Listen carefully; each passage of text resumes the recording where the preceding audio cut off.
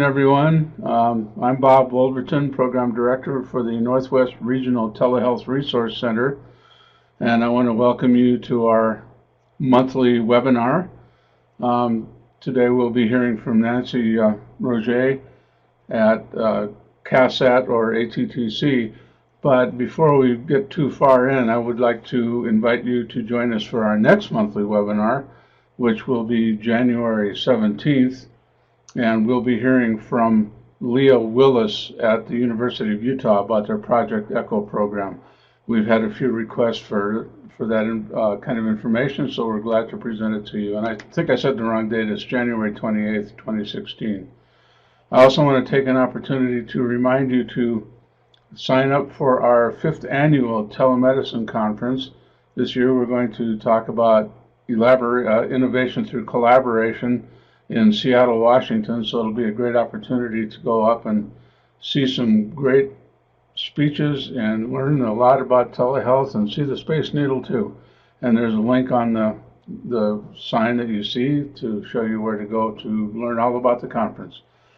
Before we get started, as I usually do, I want to go around and let you see what's going on with our Adobe Connect room.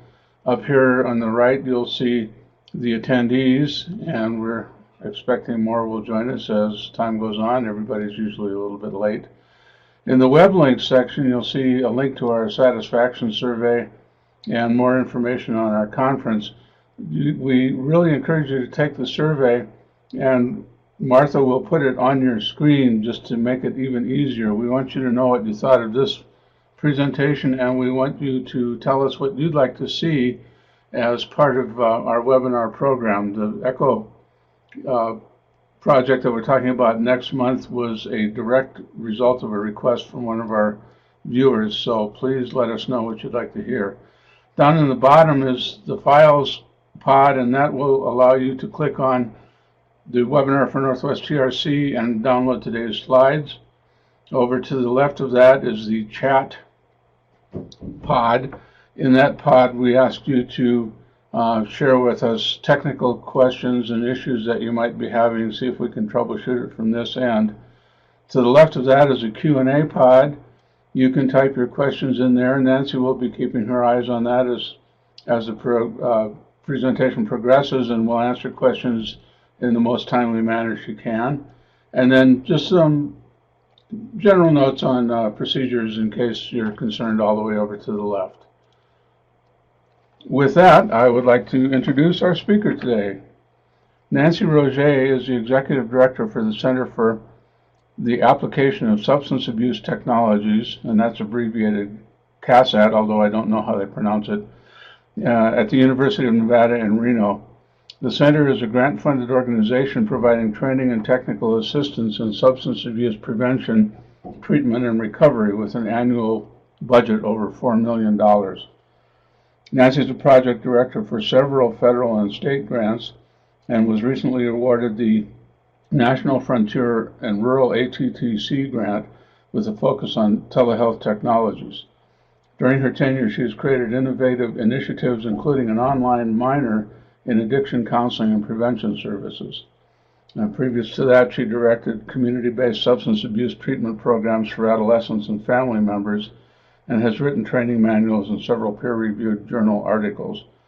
Nancy has devoted her entire professional career, and I won't say how many years that is, Nancy, to the substance abuse treatment profession, working as a counselor, treatment coordinator, executive director, trainer, lecturer, project manager, and principal investigator. Wow, that's a lot.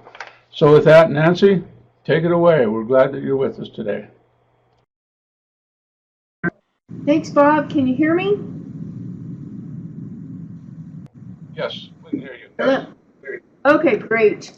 Thank you for the nice introduction, and it's really an honor to be able to do this webinar. We really enjoy working with the telehealth resource centers, and certainly Bob and Martha, the work that you're doing in the Northwest region is really important, since many of the states that you're involved with certainly would be considered rural and frontier.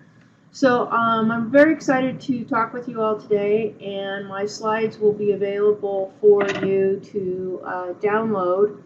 And please type in any questions that you have. Bob's right. I'm from the Center for the Application of Substance Abuse Technologies. If we had been thinking clearer, we probably would have had a shorter name for our center, but we do pronounce it CASAT, and we are at the University of Nevada, Reno, in the Division of Health Sciences. And what I want to talk with you about today is the Addiction Technology Transfer Centers.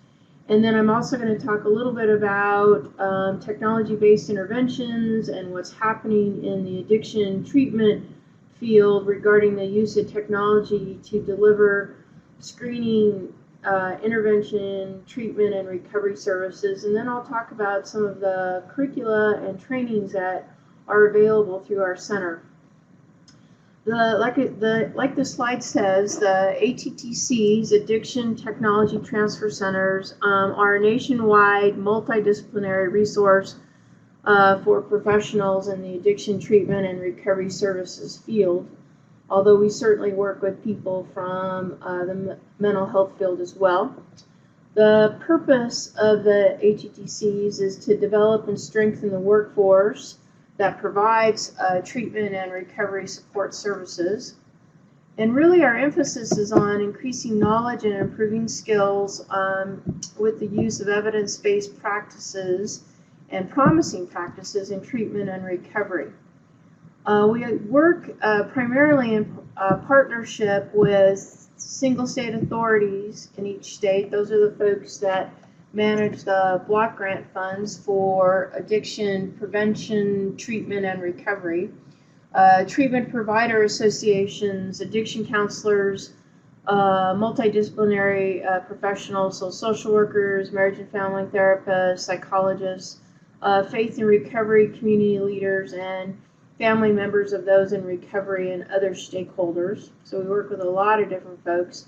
One of the interesting things that we see with the addiction treatment workforce is that our workforce does not have a uniform preparation. So we may have, unlike social workers, psychologists, marriage and family therapists, licensed professional counselors, most of those professions specifically have a designated curriculum and accreditation, and most of their academic programs are accredited, so everybody gets similar type of education.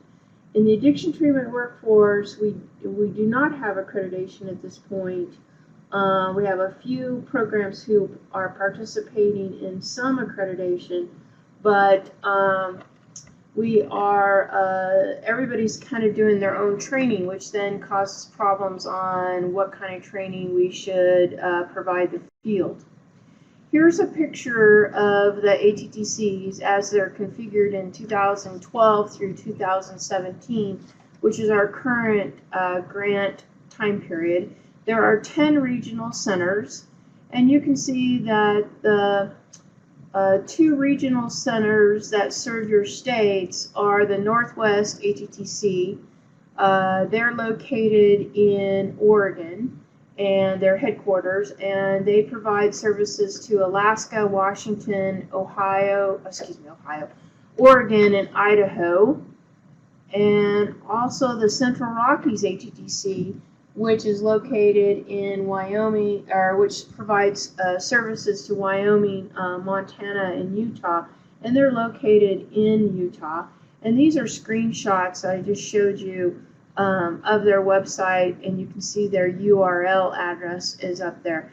You can contact them to request types of substance abuse or addiction-related training. And the website, if you go to www.nattc.org and then click on the state in which you reside or that you want services, training services or technical assistance, then one of those ATTCs will come up, either the Central Rockies or the Northwest ATTC. There's also 4 national focus area ATTCs, and we are one of those 4 focus areas. So we're located, like I said earlier, in Reno, Nevada, and we're the National Frontier and Rural ATTC. There's a National American Indian and Alaska Native ATTC, a National Expert Screening Brief Intervention Referral to Treatment ATTC. I apologize.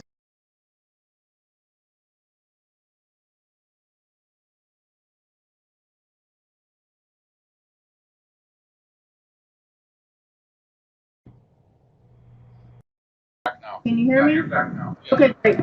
Yes. So now there's 4 national focus area ATTCs, and the 4th one is the National Hispanic and Latino ATTC. And all 4 national focus area ATTCs, as our name says, provide services nationally. So anyone from any state can request services from these national focus area ATTCs. So our goal as one of the national focus area ATTCs really looks at decreasing health disparities, and what we're looking at doing here is to focus activities on nationwide initiatives involving the entire ATTC network. So, like I said before, here's the 4 national focus areas: the National American Indian and Alaska Native ATTC, located at the University of Iowa; National Frontier and Rural ATTC, that's us; National Hispanic Latino ATTC in Puerto Rico; and National Screening and Brief Intervention ATTC, which is located in Pittsburgh, Pennsylvania, at the Institute for Research, Education, and Training in Addictions.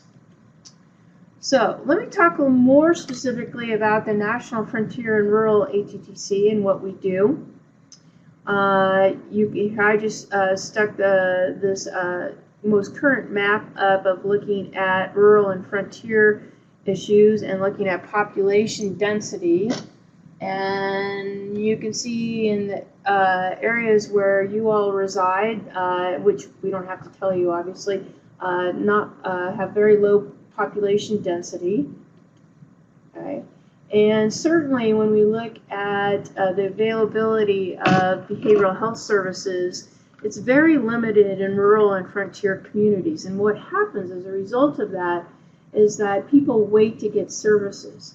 And when they wait to get services, like all chronic health conditions, people with substance use disorders, the conditions get worse. And so by the time folks get treatment for their substance use disorders or their mental health issues, their conditions are much more severe than people who reside in urban areas. So one of our main goals is to serve as the national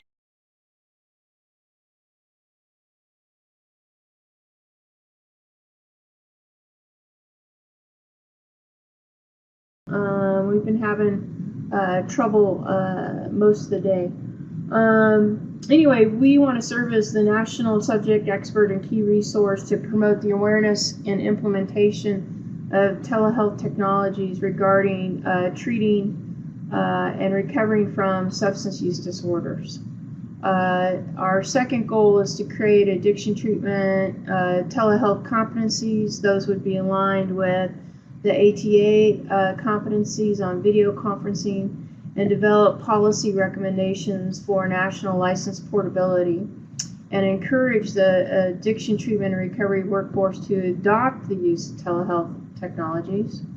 Our third goal is to use state-of-the-art culturally relevant training and technical assistance activities to help the rural frontier addiction treatment and recovery workforce population or workforce, and to implement telehealth, and then to prepare students who are studying to come into the addiction treatment world or mental health world by developing and disseminating academic curricula for infusion into existing courses. One of the things we see is we have a lot of folks who are in our different trainings who are now, as licensed or certified professionals, are exposed to telehealth technologies rather than having them exposed to the importance of using technology to deliver services while they're still in school. So we plan on working with different faculty members to help infuse that information into their courses.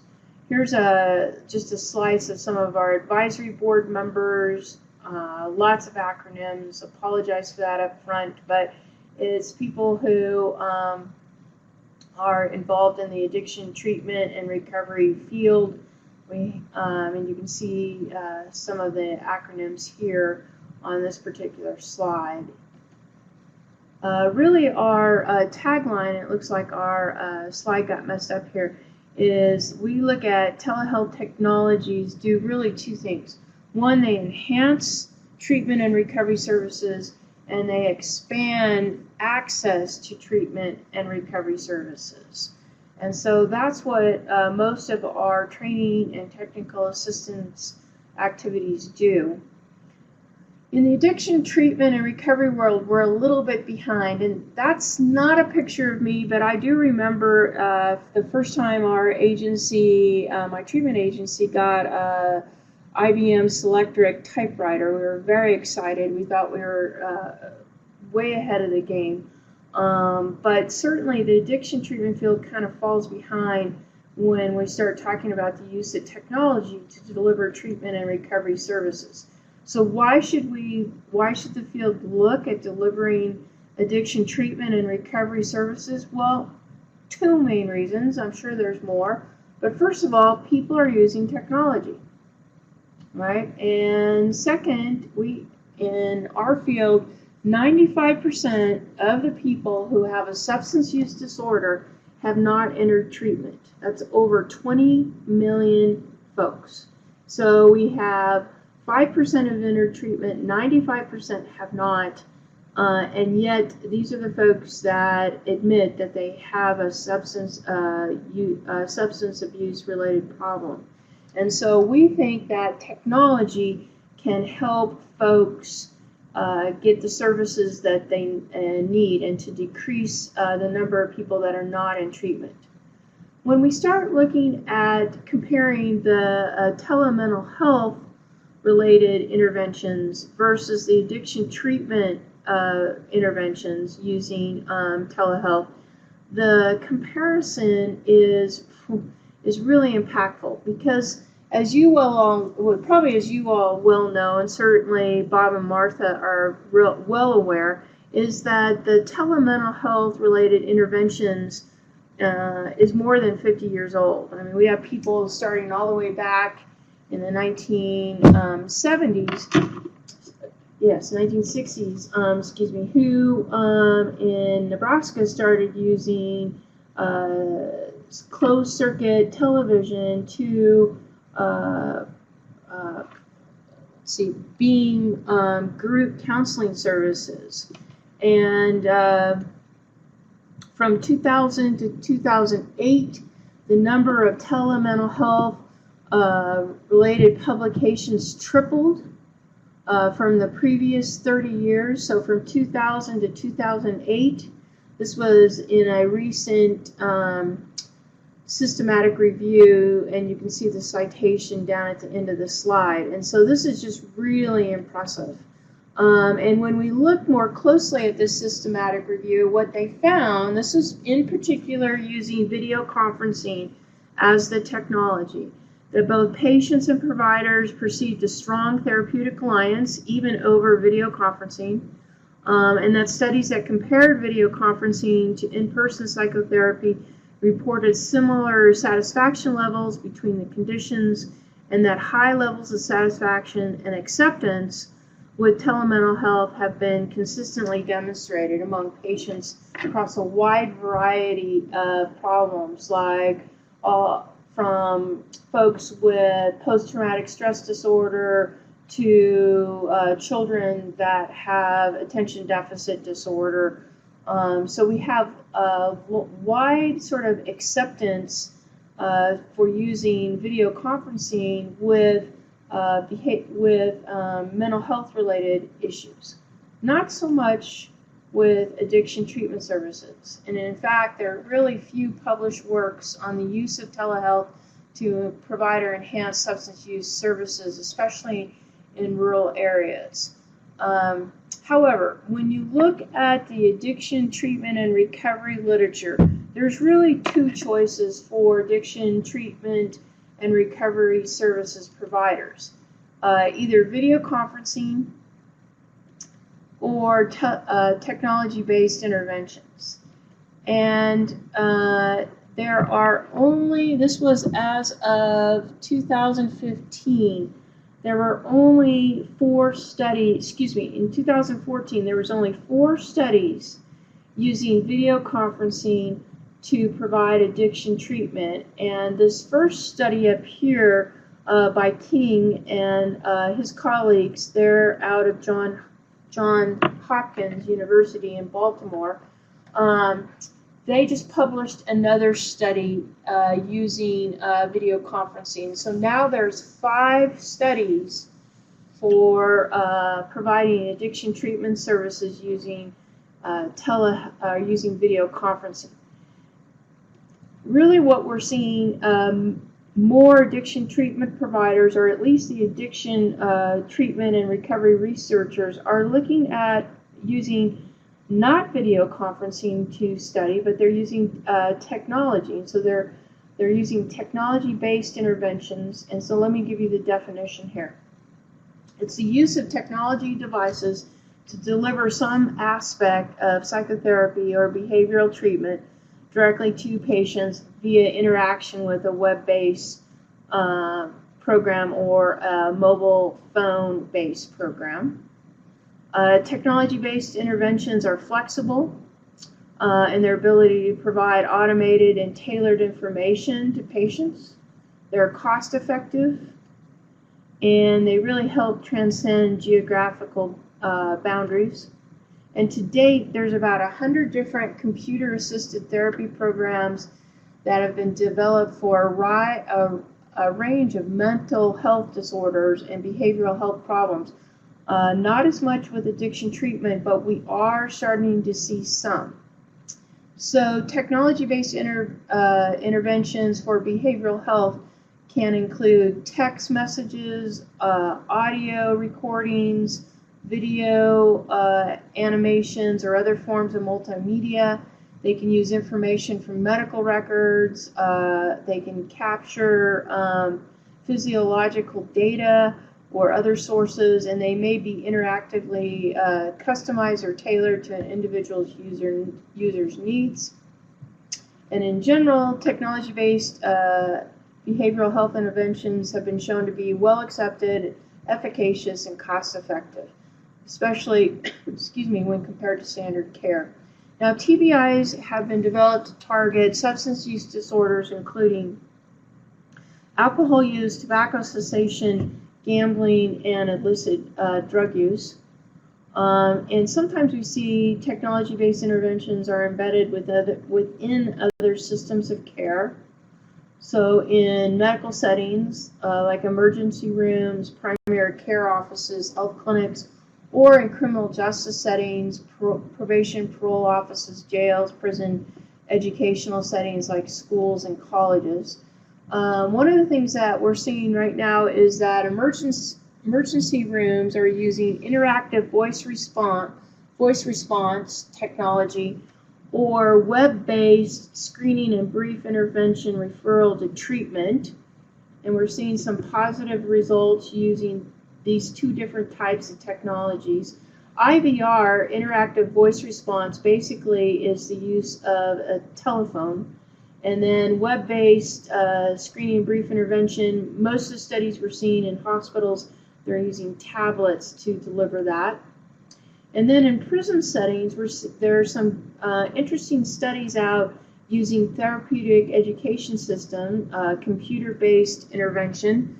One of the most recent studies was used in, tests was used in 10 prisons in 4 states. And then MAPIT, which is a computer-based intervention, and it is used in jails, in Texas. So providing treatment and support using these web-based or computer-based programs. Also, we see there's an initial study out that was done by Tom McClellan at his shop at Treatment Research Institute in Philadelphia, and they looked at implementing computer-based or web-based SBIRT into public school systems. So allowing students to go on line and fill out a questionnaire to do screening for a substance use disorder. With technology-based interventions, we're seeing the three interventions that have the strongest research behind them are TESS, which is Therapeutic Education Systems, out of Lisa Marsh's group at Dartmouth, CBT for CBT, which is Kathy Carroll's group out of Yale, and HS, which is this is the Wisconsin group, Dave Gustafson's group out of the University of Wisconsin. I'm going to talk about these, just give you a quick overview of these three technology-based interventions. So Therapeutic Education Systems TESS is an interactive web-based psychosocial intervention for substance use disorders, and it's based on community reinforcement approach, contingency management, behavior therapy, and HIV prevention.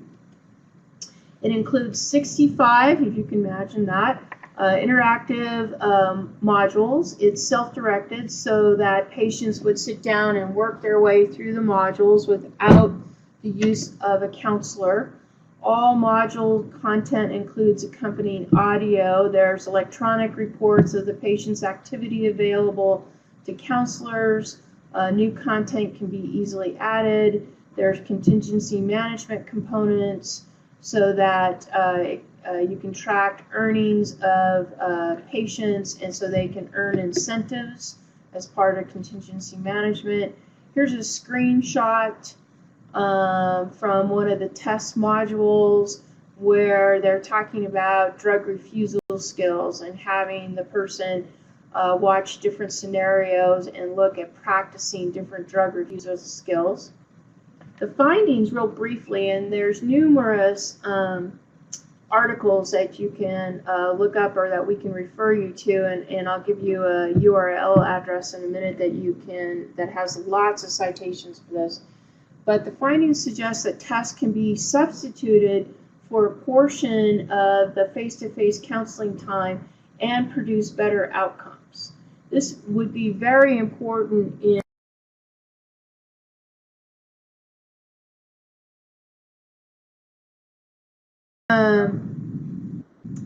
anyway, TESS has shown great results, and especially as an addition to treatment services or to replace a portion of traditional treatment services. If you go to, and you'll have this on your handout or PDF version of the slides, if you go to www.sudtech.org, so substanceusedisorderdetect.org, there is a large reference or bibliography that you can look at for these three different technology-based interventions that I'm talking about today. The second one is cognitive behavioral therapy for cognitive behavioral therapy, and it's a computer-based version of CBT.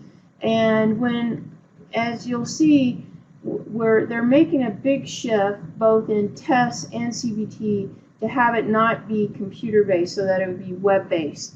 And it's designed, CBT for CBT is designed to be used in conjunction with clinical care for current substance abusers. And it's a multimedia presentation based on elementary level computer learning games. It requires no previous computer experience. And there's 6 modules and a follow-up assignments, and they focus on key concepts in substance use, including how to deal with cravings, how to problem solve, and different decision-making skills. The initial results show that CBT participants were significantly more likely to obtain 3 or more consecutive weeks of abstinence from cocaine. They had more negative urine tests and had greater reduction in cocaine use at 6-month follow-up. So it showed durability of the intervention. This is the website that you can go to and look at the demo for CBT for CBT. I need to tell you that I am not affiliated with Therapeutic Education Systems Test at the university or at Dartmouth College, excuse me. I'm not affiliated with CBT for CBT at Yale, nor am I affiliated in any way with the University of Wisconsin. So I don't get any kickbacks or anything like that for presenting these 3 technology-based interventions. But if you go to their website, you can download this sample and this demo. If we had a longer period of time, I could show you that. The third intervention that has a lot of literature behind it is HS, and they took Android phones and developed this these particular modules and activities that patients can do while they're in treatment or during their aftercare period. So it provides monitoring and alerts for patients. You can put reminders in. It has medication reminders. It has peer and family supportive messages. It has locations tracking. So if you give the HS folks your information that these are high-risk areas for me, and when I'm around these areas, these are people that I used to use drugs with. It's dangerous for me to be in this area. They will put that information, load that information into the mobile phone, and then when the GPS is on, it'll send a message to the patient saying, "Ooh, what are you doing? This is worrisome." And so really interesting data. There are a lot of treatment providers out there, substance use treatment providers, who are using HS, and you would contact Dave Gustafson or Kim Johnson at the University of Wisconsin. Their contact information, I don't see it on my slide, but I can send it to Martha and Bob to make sure that you all can access that. This is just 3 examples of the different technology-based interventions that are out there for people with substance use disorders. And we have a course, the National Frontier and Rural, and a workshop where we spend a little bit more time talking about these technology-based interventions. And so I'm going to talk a little bit more specifically about some of the training and technical assistance activities that we have going on. We have been very busy at National Frontier and Rural ATTC. We have had 65 different proposals accepted at different professional conferences and meetings. You can see the National Council on Behavioral Health. We've done 2 e-posters in the last 2 years at ATA. We've presented at College of Problems of Drug Dependence, the AHSR, which is a health service research, the National Association of Rural Mental Health, and I don't want to give you all the other acronyms. And luckily, we've been able to present posters or do presentations with the different telehealth resource centers. We have, this lists some of the trainings that we've been active in most recently, and the pictures on the left represent some of our posters. We also have presence on social media and our website. We have a Facebook page for the National Frontier and Rural ATTC, so please like us and join our Facebook group.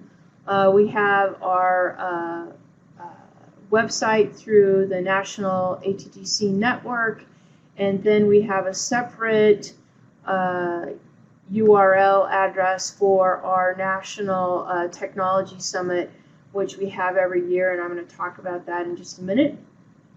Every second Tuesday of the month, we do what we call our Telehealth Tuesdays.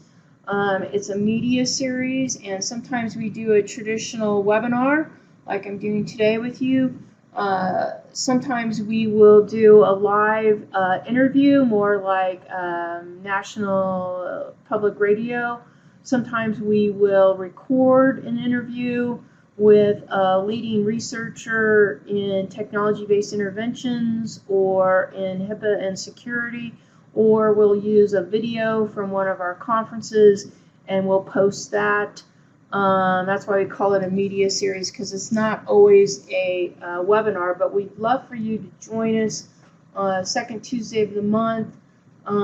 If you're not able to, we always record the event, similar to what Bob and Martha are doing, and I can show you what's coming up. January 12th is we're going to be posting a video of David Trepp, who's the president and chief executive officer of Info at Risk Inc. Martha and Bob, we first saw David Trepp at their conference, and we were so impressed with him, we asked him to come and speak at our conference, and then we videotaped him. And so that video will be up for all to view in January, on January 12th. We usually have things available by 11 o'clock Pacific time. On February 9th, we are going to have a presenter from SAMHSA, that's our funder, Substance Abuse and Mental Health Services Agency, talking about increasing the capacity to address behavioral health issues through technology. He's a great speaker. And then we're going to have Esther Chu on March 8th talk about a tablet computer intervention for women with interpersonal violence and drug use in the emergency room, called Be Safer. And we should have the rest of the year booked out pretty soon. We're really excited with these three upcoming media series, and we hope that you'll join us for that. We also are doing something really interesting, which, well, we think is really interesting. We're working with different licensing and certification boards from across the nation, including the two licensing boards, or two of the national associations for addiction professionals, which is ICNRC and NADAC. And we're working with them and representatives from these state boards to come up with guidelines for technology-based clinical supervision in addiction treatment and recovery programs. We have met twice. We met once in Denver last December, and then we also met in April in Old Alexandria, Virginia, and finally we met in Kansas City, Missouri, August of this year, to start working on the guidelines. Most of the other national associations, like member associations, like the National Association of Social Workers, American Psychological Association, Association of Marriage and Family Therapists, all have some guidelines for their members about the use of technology-based clinical supervision. And the addiction treatment and recovery field does not. And so the goal was to bring together different representatives from all the regions across the United States and identify, excuse me, let me get a drink of water real quick, excuse me. To identify the top guidelines for technology-based clinical supervision.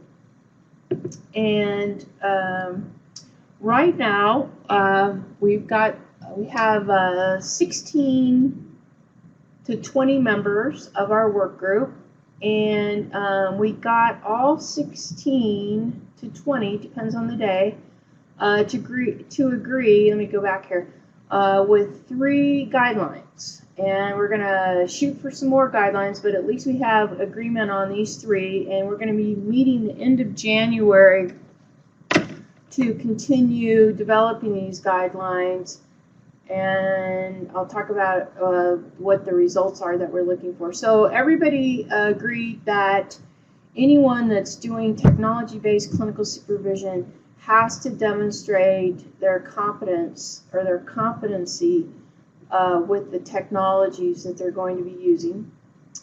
That a supervision contract or agreement with a supervisee must be present, and it must define what technology-based clinical supervision includes.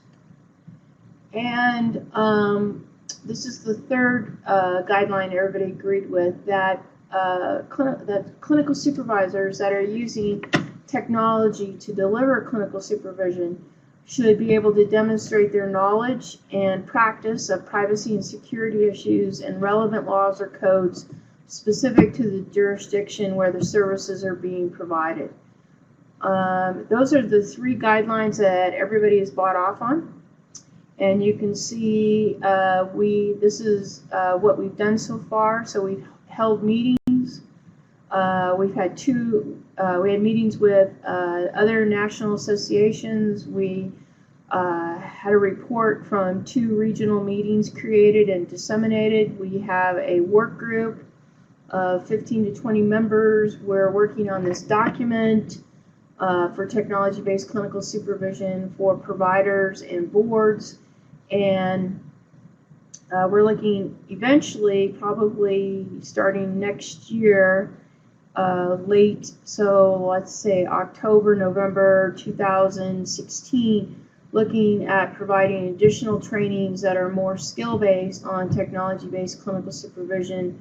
And we hope to develop a group of clinical supervisors that currently use technology-based clinical supervision, besides having this document, this guidelines document in place. The guidelines document should be done by June 30th, 2016.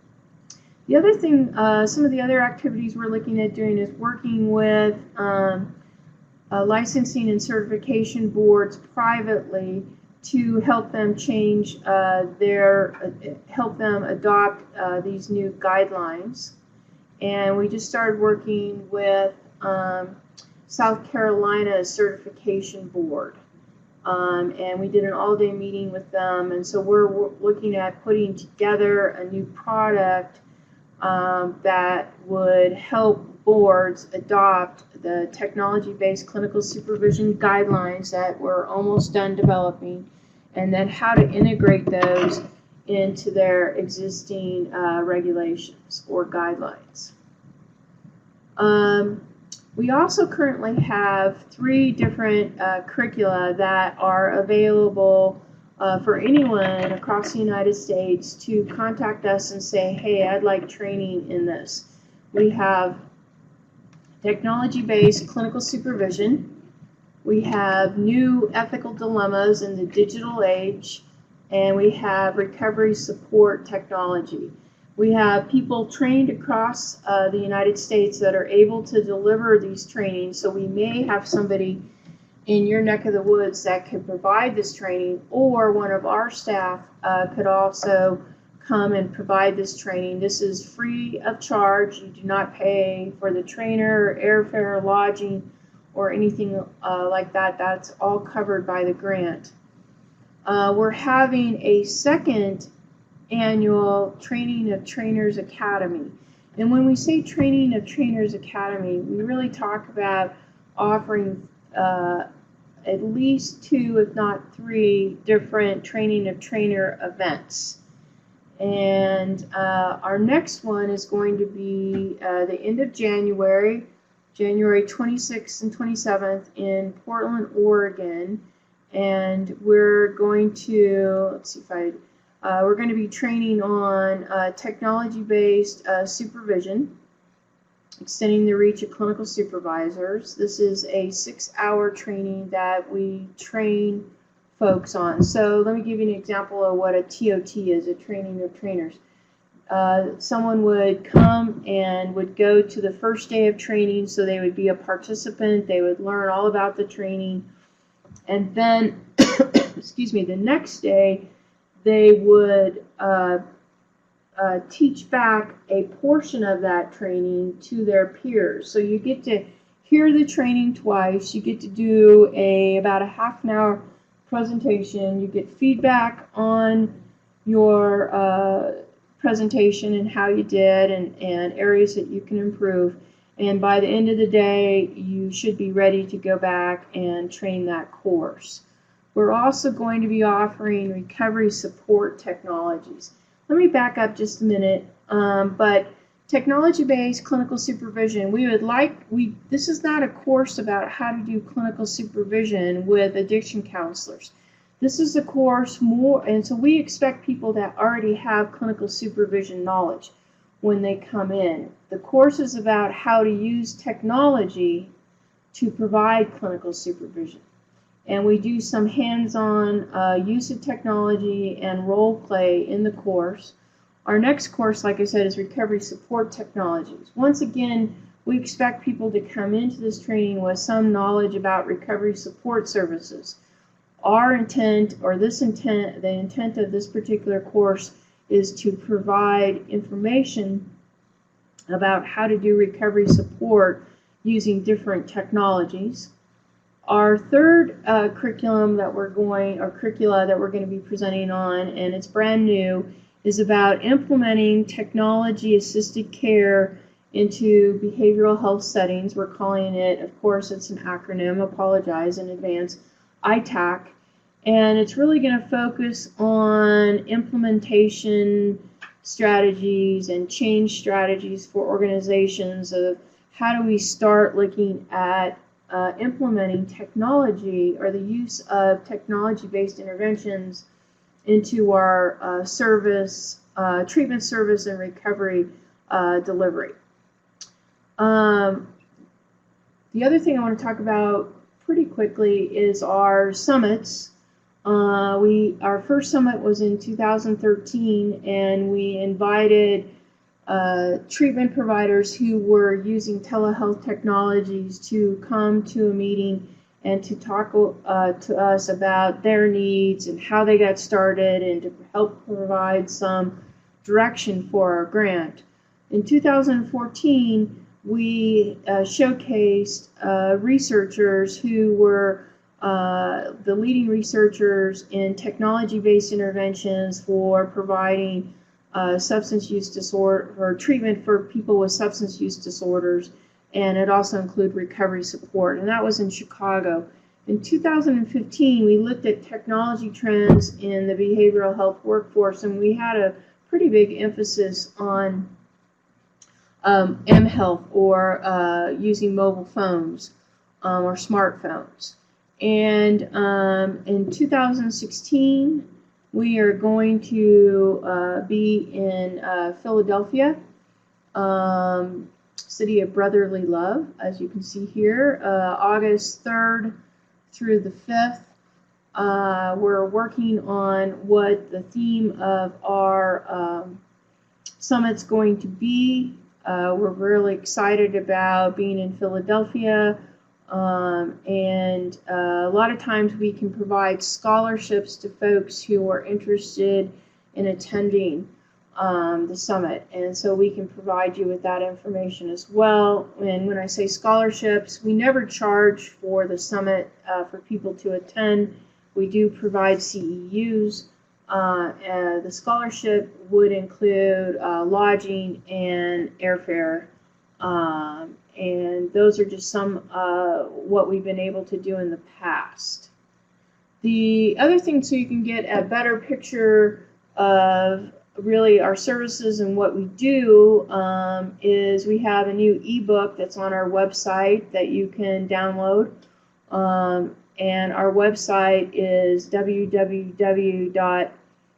nfarattc.org. And if you have trouble finding that, let us know and we'll send you a direct link. It should be helpful. I'm going to close up and leave some time for questions if people have any questions. I know I've gone through this material pretty quickly, but with the holiday season upon us, we wanted to point out that even Santa Claus is using technology, and you can see here Santa Claus looks like he has a phone app where he's trying to figure out, or where he knows who's been naughty and who's been nice. We hope if you celebrated Hanukkah, we hope you had a happy Hanukkah since Hanukkah just ended.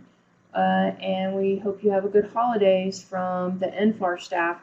Once again, we're pretty easy to reach, and you'll have access to this PowerPoint, and we'd be happy to answer any questions. I'd be happy to answer any questions that you have. Well, thank you, Nancy. That was a cool presentation. I'm so glad to see all the technology that is being applied to a very critically needed area. If you have questions for Nancy, please type them into the question and answer pod. Let me get my cool little green arrow down here just to show you where the pod is. And if you're interested in downloading the slides today, they're in the file pod over in the bottom right corner. Yeah, and do you see Bobby's question there? She needs the direct link to the ebook, Nancy?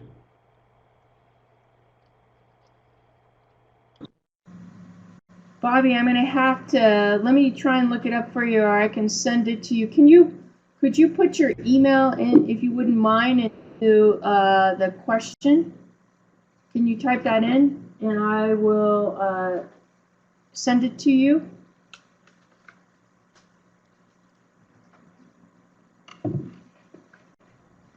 Oh, that's great. Thank you. Any other questions? We, like I said before, we are available to conduct trainings wherever you're located. And I can tell you some of our more popular trainings are the new ethical dilemmas in the digital age. I didn't talk much about that, but that talks about how technology and social media are starting to impact ethics and causing new ethical dilemmas that we didn't even think about before.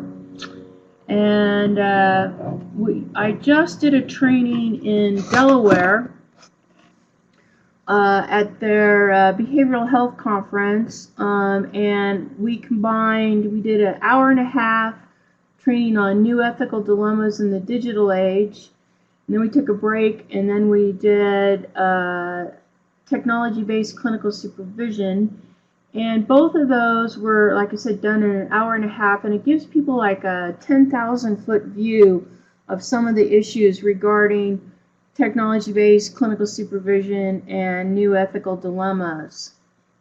So we can literally take our trainings and cut them down or change them to meet people's needs for different conferences. Well, that's really cool. As two philosophy degrees, I'd love to stay on the ethics discussion at some point. Does anyone else have any other questions for Nancy? If not, we will ask you to take our survey. Let us know what you thought of today's presentation. There it is. And let us know what you'd like to see in the future. And Nancy, I want to thank you for joining us today. I don't see any more questions coming in. So it looks like we can be done a little bit early. And just thanks a lot for joining us.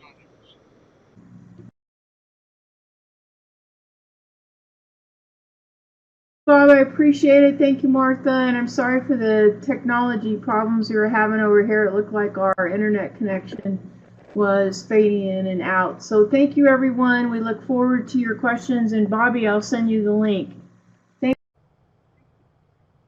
Thanks, everyone.